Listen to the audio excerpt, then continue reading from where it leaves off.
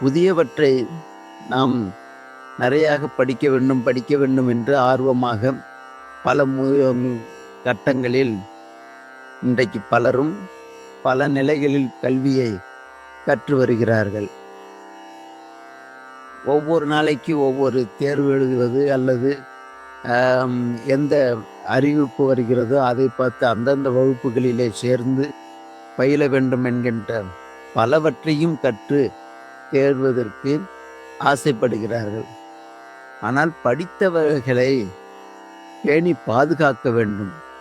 அப்படி பேணி பாதுகாக்க வேண்டியதுதான் சிறப்புடையதாக இருக்கும்.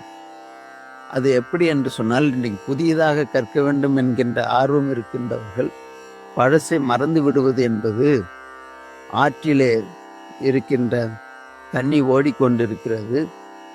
அதிலே கை நிறைய இருக்கின்ற செல்வத்தை எல்லாம் ஆற்றிலே போட்டுவிட்டு இன்னொரு இடத்திலே சென்று ஆற்றிலே போய் தான் போட்ட செல்வத்தை தேடுவதற்கு ஒப்பாக அமைகிறது என்பதை நமக்கு காட்டுகிறார். வருந்தி தாம் கற்றன ஓம்பாது மற்றும் பரிந்து சில கற்பான் தொடங்கல் கருந்தனம் கைத்தலத்து உய்த்து சொரிந்திட்டு அரிப்பறித்தால் எய்த்து பொருள் செய்திடல் என்று நீதிநெறி விளக்கத்திலே காட்டுகின்றார்.